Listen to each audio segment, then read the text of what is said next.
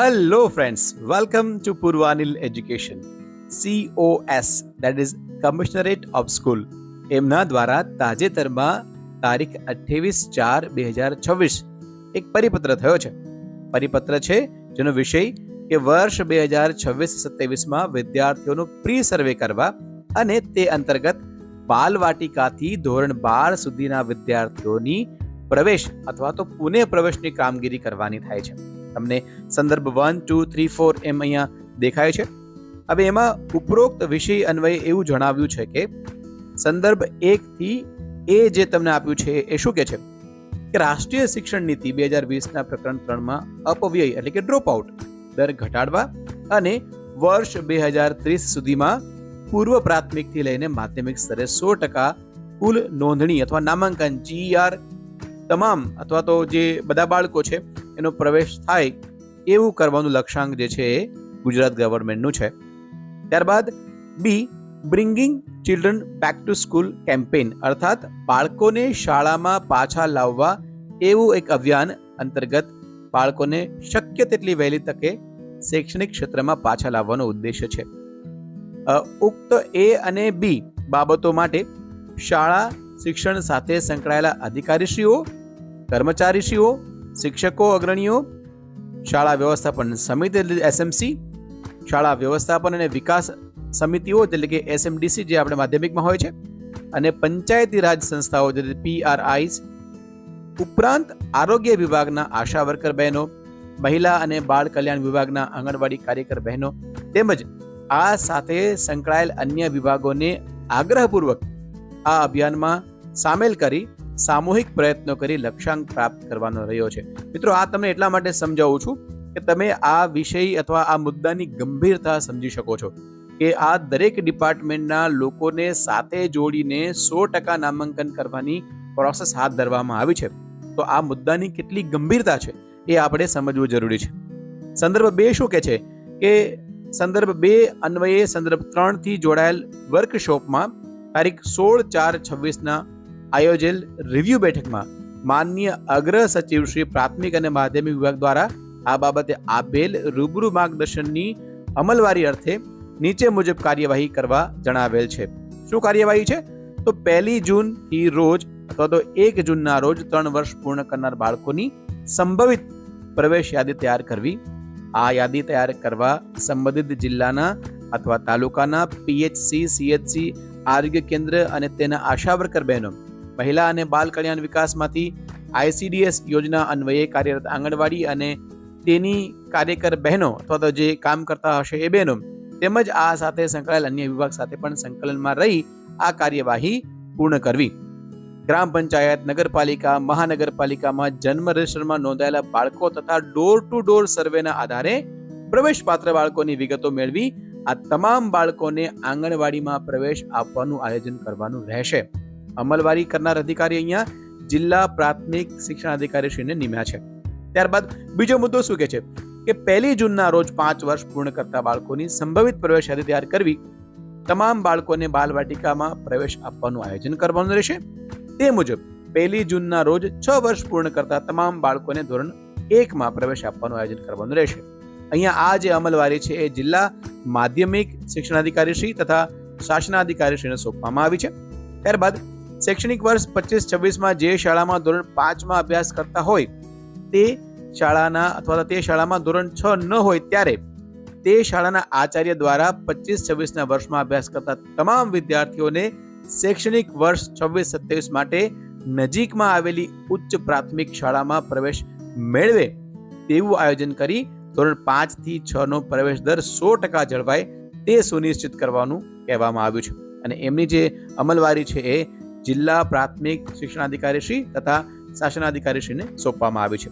ત્યારબાદ ચોથો મુદ્દો શું કહે છે કે આ સર્વે દરમિયાન ધોરણ 1 થી 8 માટે ક્યાંય અથવા તો ક્યારેય શાળામાં ન ગયા હોય એવા બાળકોને પ્રવેશ અને અધ વચ્ચે શાળા છોડી ગયેલ બાળકોને વય જૂથ મુજબ પુનઃ પ્રવેશ સુનિશ્ચિત કરવા જણાવવામાં આવેલ છે. અહીંયા આ જે અમલવારી છે એ જિલ્લા પ્રાથમિક શિક્ષણાધિકારીશ્રી અને શાસનાધિકારીશ્રીને સોંપવામાં આવી છે. પાંચમો મુદ્દો શું કહે છે? શૈક્ષણિક વર્ષ 25-26માં જે શાળામાં ધોરણ 8માં અભ્યાસ કરતા હોય તે ગામમાં માધ્યમિક શાળા ન હોય ત્યારે આવી પ્રાથમિક શાળાના આચાર્યશ્રીએ 25-26માં અભ્યાસ કરતા તમામ વિદ્યાર્થીઓ શૈક્ષણિક વર્ષ 26-27 માટે નજીકમાં આવેલી માધ્યમિક શાળામાં પ્રવેશ મેળવે તે સુનિશ્ચિત કરવાનું છે. ઉપરાંત સર્વે દરમિયાન મળેલ ધોરણ 8 પછીના શાળા છોડી ગયેલા બાળકો અથવા વિદ્યાર્થીઓ ફોર એક્ઝામ્પલ ધોરણ 9માં પ્રવેશ મેળવે તે પણ સુનિશ્ચિત કરવાનું રહેશે. અને આમાં પણ જિલ્લા શિક્ષણાધિકારીશ્રી, જિલ્લા પ્રાથમિક શિક્ષણાધિકારીશ્રી તથા શાસનાધિકારીશ્રીને આ કાર્યવાહીની અમલવારી કરવાની સોંપવામાં આવી છે. ત્યારબાદ છઠ્ઠો મુદ્દો છે કે શૈક્ષણિક વર્ષ 25-26માં વિદ્યાર્થીઓએ જે શાળામાં ધોરણ 10માં અભ્યાસ કરતા હોય તે શાળામાં ઉચ્ચતર માધ્યમિક શાળા ન હોય ત્યારે ત્યાં ધોરણ 10 પાસ તમામ વિદ્યાર્થીઓએ શૈક્ષણિક વર્ષ 26-27 માટે નજીકમાં આવેલી ઉચ્ચતર માધ્યમિક શાળાએ AITI કે ડિપ્લોમા પ્રવેશ મેળવે તે સુનિશ્ચિત કરવા જણાવેલ છે. અને આ જે અમલવારી છે એ જિલ્લા શિક્ષણાધિકારીશ્રીને સોંપવામાં આવી છે. મતલબ એમના નેજા હેઠળ આપણે કામગીરી કરવાની થાય છે. ત્યારબાદ 7મો મુદ્દો છે મિત્રો, ધોરણ 5 થી ધોરણ 6 અને ધોરણ 8 થી ધોરણ 9માં પ્રવેશ માટેના પ્રી સર્વેની કામગીરી CTS પોર્ટલ પર પ્રી સર્વે મેન્યુમાં જઈ ઓનલાઈન પ્રી સર્વે ફોર્મ ભરવાનું રહેશે. આ કામગીરી આપણે 15/5/26 સુધીમાં પૂર્ણ કરવાનું કહ્યું હતું. જ્યારે ધોરણ 10નું બોર્ડનું પરિણામ આવ્યા બાદ 15 દિવસમાં પાસ થયેલ વિદ્યાર્થીઓના પ્રી સર્વેની કામગીરી તારીખ 30/5/2026 સુધીમાં પૂર્ણ કરવાની રહેશે એવી આપણને સૂચના પ્રાપ્ત થઈ છે. ત્યારબાદ 8મો મુદ્દો છે કે ઉક્ત તમામ કામગીરી માટે જિલ્લા પ્રાથમિક શિક્ષણાધિકારીશ્રી અને જિલ્લા શિક્ષણાધિકારીશ્રીની કચેરી કક્ષાએથી વર્ગ 2ના અધિકારીશ્રીને નોડલ ઓફિસર તથા દરેક CRC ક્લસ્ટર માટે બીટ કેળવણી નિરીક્ષક અથવા તો મદદનીશ શિક્ષણ નિરીક્ષકની લાયઝન તરીકે અથવા લાયઝન અધિકારી તરીકે નિયુક્તિ કરીને તેમના નામ, હોદ્દા, મોબાઈલ નંબર સહિત સંપર્ક થઈ શકે તેવી માહિતી આ સાથે સામેલ પત્રક 1 અને 2માં નીચે જણાવેલ મેલ પર મોકલી આપવાની રહેશે. આવી સૂચના જે છે એ આપણા જિલ્લામાં પ્રાપ્ત થઈ છે. અને મિત્રો તમને એ જાણીને આનંદ થશે કે દરેક જિલ્લામાં હવે આ નોડલ જે છે એની નિમણૂક થઈ ગઈ છે. તો આ બધી પ્રોસેસ થઈ ગયા પછી હવે ધોરણ 10નું પરિણામ પણ આવી ગયું છે. તો એના સંદર્ભમાં આપણે હવે સર્વે કરવાનો થાય છે. જે પ્રી સર્વે આપણે કર્યો હતો CTSમાં એવો જ એક સર્વે આપણે હવે કરવાનો થાય છે સ્વિફ્ટ ચેટમાં. તો એ સર્વે કેવી રીતે છે, શું છે, એની હવે આપણે વિગતવાર માહિતી જોઈશું. શું છે સર્વે? હવે એના માટે આપણને ગવર્મેન્ટ દ્વારા એક ખૂબ સરસ મજાની માહિતી પ્રોવાઈડ કરવામાં આવી છે. શું કે છે એમાં કે બેક ટુ સ્કૂલ મિશન અંતર્ગત આ એક આપણને ગવર્મેન્ટ ઓફ ગુજરાત દ્વારા એક PDF ફાઇલ જે છે એ બનાવીને આપવામાં આવ્યું છે પાવર પોઈન્ટ પ્રેઝન્ટેશનના સ્વરૂપમાં. એમાં તમને સ્પષ્ટ આપ્યું છે કે આ સર્વે જે છે એ આપણે સ્વિફ્ટ ચેટના માધ્યમથી કરવાનો થાય છે.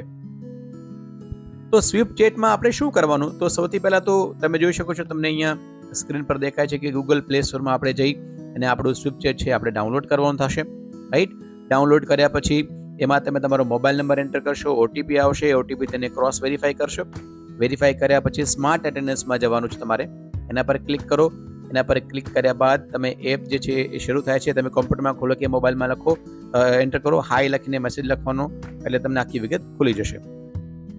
જેવું તમે એમાં હાઈ લખીને મેસેજ કરો છો, તમે જોઈ શકો સ્ક્રીન પર શું આવે છે કે નમસ્તે, you must be a teacher or principal from a school in Gujarat, please select your પ્રેફર્ડ chat language.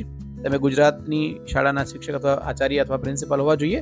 કૃપા કરીને તમારી પસંદગીની ભાષા પસંદ કરો. આપણે ગુજરાતી અથવા અંગ્રેજી ભાષા પસંદ કરવાની થાય છે. અને ભાષા પસંદ કર્યા પછીનું આગળનું મેન્યુ ખુલે છે. પછી તમારે તમારી શાળાનો જે ડાયસ કોડ છે, ભાષા પસંદ કર્યા બાદ શાળાના 11 અંકનો જે કોડ છે એ આપણે પ્રવેશ કરીશું, દાખલ કરીશું. એન્ટર કરતાની સાથે જ આપણી શાળાની વિગતો ખુલી જશે. બરાબર છે. અને એ વિગતો ખુલ્યા પછી તમને તમારો જે નંબર છે, શિક્ષક કોડ, એ પ્રવેશ કરવાનું કહે છે. આપણે શિક્ષક કોડ પર પ્રવેશ કરીશું. બધી જ વિગતો કરતાની સાથે આપણી શાળાનું જે ડેશબોર્ડ છે એ ખુલી જાય છે. અને ત્યાં તમારું નામ સાથેની વિગત આવે છે અને એવું લખેલું આવે છે કે ટેક સ્ટુડન્ટ ડ્રોપ આઉટ સર્વે. હવે એ ડ્રોપ આઉટ સર્વે કેવી રીતે લેવાનો એની અહીંયા વિગત આપી છે, તમે જોઈ શકો છો સ્ક્રીન પર. આ ડ્રોપ આઉટનો સર્વે આપણે હવે લાઈવ જોવા જઈ રહ્યા છીએ. હું મારી શાળાના 1 અથવા 2 વિદ્યાર્થીની વિગત તમને બતાવીને આપણે એ સર્વે લાઈવ જોઈશું. શું કહે છે એ સર્વે મિત્રો? તમે જોઈ શકો છો કે અહીંયા મેં સ્વિફ્ટ ચેટ ડાઉનલોડ ઓલરેડી કરેલી છે. હવે એ ડાઉનલોડ કર્યા બાદ આ પ્રોસેસમાં હું સ્માર્ટ અટેન્ડન્સમાં જાઉં છું. You can see on the screen મારી શાળાની વિગતો બધી જ અહીંયા ડિસ્પ્લે થાય છે. ટેક સ્ટુડન્ટ ડ્રોપ આઉટ સર્વે, એના પર આપણે ક્લિક કરીશું. ક્લિક કરતાની સાથે જ તમને એક બીજું મેન્યુ ખુલે છે કે government of Gujarat education department back to school field survey drop out survey from standard 1 to 10. હવે આ 1 થી 10 છે એના માટેનું છે, અને 11-12 માટે જો તમારે જોવું હોય તો તમારે તમારા 11-12ના જે શિક્ષકો છે એના આઈડી પરથી તમે એને જોઈ શકશો. પ્રોસેસ બંનેમાં સરખી જ છે, માત્ર એમાં ધોરણ બદલાય છે. હવે આ મેન્યુ ખુલતાની સાથે તમને કહે છે કે ધોરણ પસંદ કરો. આપણે ડ્રોપ આઉટ મેન્યુ પર ક્લિક કરશું એટલે અહીંયા તમને ગ્રેડ અને બંને વિગત અહીંયા સામે સ્પષ્ટ છે. ગ્રેડ 9, ગ્રેડ 10, ધોરણ 9, ધોરણ 10. હવે આપણે એમાં ફોર એક્ઝામ્પલ હું ધોરણ 9ની વાત કરું તો આપણે ધોરણ સિલેક્ટ કરીએ. ધોરણ 9 પર ક્લિક કરતાની સાથે જ બીજું એક મેન્યુ નીચે ખુલી ગયું છે, સિલેક્ટ એટલે કે પસંદ કરો વર્ગ. હવે ધોરણ 9માં ઘણીવાર એક વર્ગ હોય અથવા 2 વર્ગ હોય તો A, B વગેરે વગેરે હોય છે, તો આપણે અહીંયા સિલેક્ટ કરીશું. અમારી શાળામાં એક વર્ગ છે તો આપણે A સિલેક્ટ કરીશું. A સિલેક્ટ કરતાની સાથે પાછું બીજું નવું મેન્યુ નીચે ખુલ્યું છે, વિદ્યાર્થી પસંદ કરો, સિલેક્ટ સ્ટુડન્ટ. બરાબર છે. હવે એમાં સૌથી પહેલાં યાદ રાખજો, તમને ટોટલ 3 સ્ટુડન્ટ બતાવે છે, રાઈટ. સ્ટુડન્ટ 1 સબમિટ થયો છે અને 2 પેન્ડિંગ બતાવે છે. એ કામગીરી એકવાર થઈ છે એટલે એવી રીતે બતાવે છે. હવે અહીંયા તમે જોઈ શકો છો કે ટોટલ 3 સ્ટુડન્ટની જે આપ ક્લિક કરીશું અહીંયા તો આ 3 વિદ્યાર્થીઓનું લિસ્ટ તમારી સામે આવી ગયું છે. એમાં વિદ્યાર્થીઓનું નામ છે અને એનો જે નંબર હોય છે એ 18 આંકડાનો અંક જે છે આપણે જોઈ શકીએ છીએ, રાઈટ. હવે એમાંથી માનો કે તમે કોઈ પણ એક વિદ્યાર્થીનો સર્વે કરવા માંગો છો. આઈડિયલી આ સર્વે જે છે એ જે તે સ્થળ પર જઈને કરવાનો હોય છે, પરંતુ આપણે અત્યારે ડેમોના રૂપમાં જોઈ રહ્યા હોય, હું તમને એક કોઈ પણ વિદ્યાર્થીનું એક્સેસ કરીને બતાવું છું. માનો કે અહીંયા મેહુલ જોડિયા કરીને વિદ્યાર્થી છે, આપણે એના પર ક્લિક કરીએ છીએ.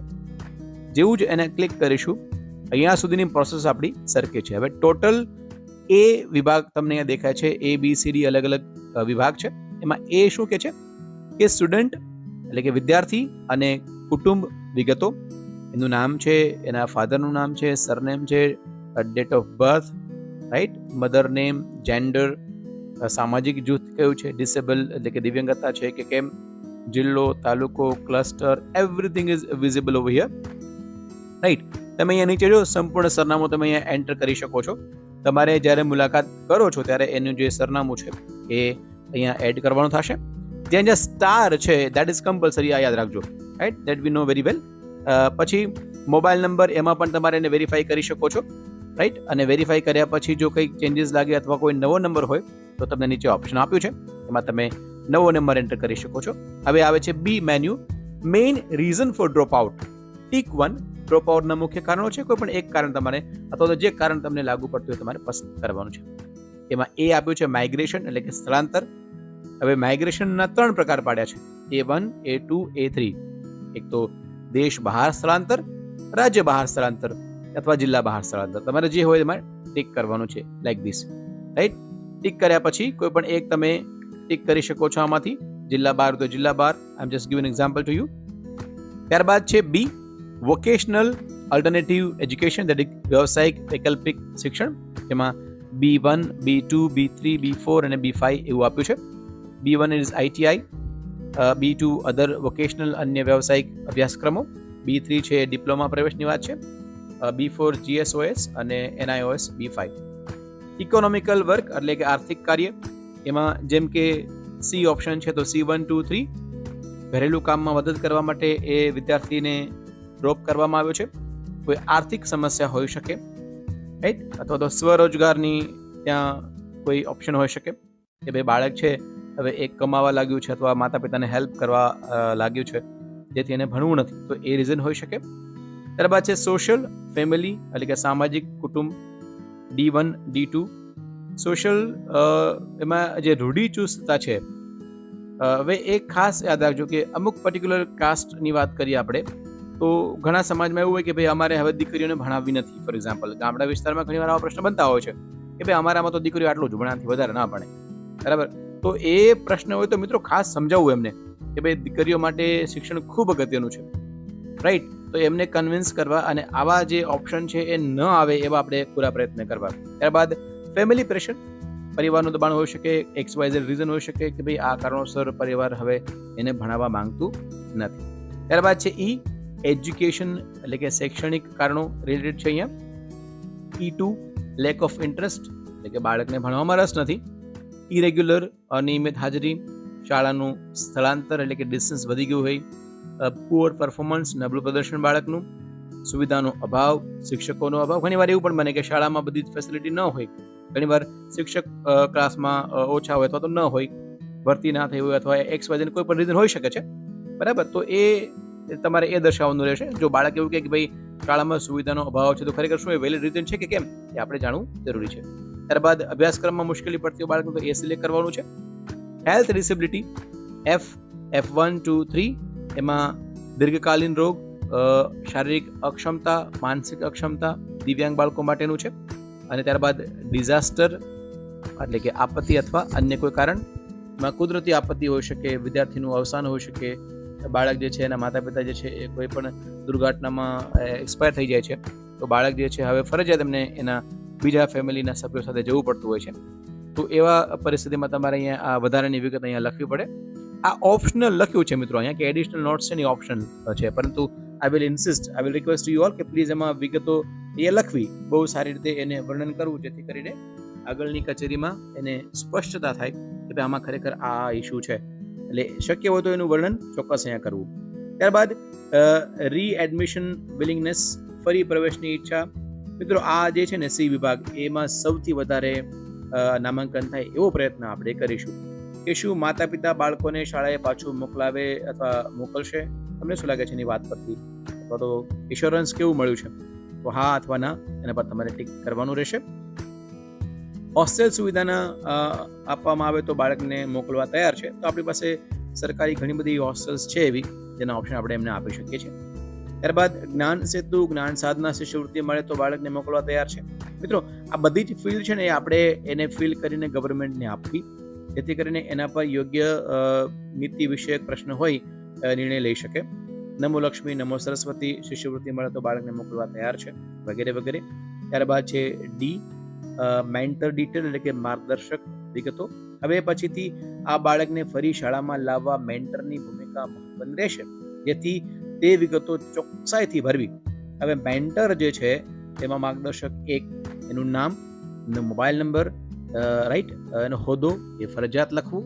તમે જોઈ શકો છો અહીંયા નામનો ઓપ્શન છે, હોલ્ડ, તમે જોઈ શકો શિક્ષક છે, પ્રિન્સિપલ છે, સરપંચ છે, અથવા તો બ્લોક એટલે કે BRC person, BRP sorry, cluster CRC, પછી BRC કહી શકો. સમાજમાં અથવા તો પર્ટિક્યુલર ગામની અંદર કોઈ વડીલ હોય એ વ્યક્તિ એમાં એનો રસ વધારે ધરાવતા હોય તો એનું વધારે માનતા હોય બાળકો, એવા વ્યક્તિ કોઈ હોઈ શકે, અન્ય કોઈ હોઈ શકે, એ તમારે અહીંયા એનો હોદ્દો સિલેક્ટ કરવાનો છે. ત્યારબાદ માર્ગદર્શક 2 એનું પણ સેમ વિગત તમારે અહીંયા દર્શાવવાની રહેશે. અને પછી એમનો જે રોલ છે એ ખૂબ અગત્યનો થઈ જાય છે. સર્વે કરનારની માહિતી, માનો કે ફોર એક્ઝામ્પલ મારું નામ અથવા હું સર્વે કરવા જાઉં છું તો સર્વેની તારીખ હું લખીશ, એનો સમય લખીશ, જે મારો મોબાઈલ નંબર છે એ અહીંયા અવશ્ય મારે લખવો પડશે. ત્યારબાદ નવો પ્રવેશ વર્ગ સૂચવેલ ધોરણ. હવે માનો કે રીએડમિશન ક્લાસ જે છે એ તમે કયો એને સિલેક્ટ કર્યો છે એની એજ પ્રમાણે એ સિલેક્ટ કરવાનું થશે. એ સિલેક્ટ કર્યા પછી અગેન મુલાકાત દરમિયાન કોણ મળ્યું, મતલબ તમે ઘણીવાર જાઓ છો તો પોસિબલ છે કે એના મમ્મી પપ્પા મળે અથવા ભાઈ બહેન મળે અથવા કોઈ ઘણીવાર કોઈ શિફ્ટ થઈ ગયું તો પાડોશી પણ મળે, અન્ડરસ્ટેન્ડ. તો એ તમે કોને મળ્યા છો એને તમારે અહીંયા સ્પેસિફિકલી બતાવવા પડશે. પણ ખાસ યાદ રાખવું કે જે કિસ્સામાં શિફ્ટ થઈ ગયા હોય અને કોઈ હોય નહીં ઘરે, એવા કિસ્સામાં આપણે બાજુવાળાને મળીએ, રાઈટ. તો એ અડલ્ટ વ્યક્તિ સાથે ચર્ચા થાય એવા આપણે પ્રયત્ન કરવા. અને એટલીસ્ટ એટલું તો આપણે નક્કી કરીએ જ એની વાત પરથી કે આ જે વ્યક્તિ સાથે આપણે ચર્ચા કરી રહ્યા છીએ એ ખરેખર અડલ્ટ છે અથવા તો એની વાતો પરથી અડલ્ટ છે અથવા તો એ જે ફેમિલી શિફ્ટ થઈ ગયું છે એના પ્રત્યે એમનો વ્યવહાર કેવો છે. For example whether they are positive or not about them. ઘણીવાર કેવું થાય છે કે બાજુવાળા હોય તો એવું કહેતા કે અમને શું ખબર હવે હશે એને ભણવું તો પણ નંતર કંઈ નહીં એમ. તો એવા વ્યક્તિઓ કરતાં આપણે પ્રયત્ન કરીએ કે એમને કોઈ વધારે ઓળખતું હોય અથવા તો જેમની સાથે એમના સારા સંબંધો એવા વ્યક્તિઓ મળી જાય તો તમને એની સચોટ માહિતી મળી શકે. તો તમારે જે અહીંયા જેને મળો છો એની તમારે વિગત લખવાની છે. ત્યારબાદ મુલાકાતનું પરિણામ તમને શું લાગ્યું, રાઈટ, ફરી દાખલ કરશે શોધી શકાયા નહીં, અનટ્રેસેબલ છે, અથવા તો સ્થળાંતર થઈ ગયા છે, અથવા બીજે ભણે છે, પછી સાવ ના જ પાડે છે, શાળામાં અભ્યાસ કરે છે, already studying in the school, વગેરે વગેરે અહીંયા ઓપ્શન તમારે સિલેક્ટ કરવાના થશે. બરાબર છે. એ સિલેક્ટ કર્યા પછી તમારે અહીંયા confirm that all the details fill above are correct. મેં ઉપર ભરેલી તમામ વિગતો સાચી છે તેની મને ખાતરી છે. એના પર ક્લિક કરી અહીંયા તમે જેવું ક્લિક કરશો પછી અહીંયા સબમિટ સર્વેનું બટન જે છે એ એબલ થશે. So friends, it's a very easy process ખૂબ જ સરળ છે, પણ I request to you all કે આપણે એકદમ ચોકસાઈપૂર્વક બધી માહિતી ભરીએ, જેથી કરીને ગુજરાત સરકાર પાસે યોગ્ય માહિતી જાય, અને જો એ યોગ્ય માહિતી જશે તો એના આધારે જે નીતિ વિષયક પ્રશ્નો છે એને સોલ્વ કરી શકાશે, અથવા તો સરકાર દ્વારા કોઈ નવા નીતિ નિયમો ઘડી શકાય બાળકોના ભવિષ્યના હિતમાં. તો આપણે કોશિશ કરીએ કે જેટલું જલ્દી થાય એટલો આ સર્વે પૂર્ણ કરીએ, અને આપણે આ સૌ સર્વેમાં અથવા બાળકોના ભવિષ્યને ઉજ્જવળ બનાવવામાં ભાગીદાર થઈએ એવી અભ્યર્થના સાથે થેન્ક યુ સો મચ. ફરી મળીશું આગલા વિડીયોમાં. Thank you once again. Bye, take care.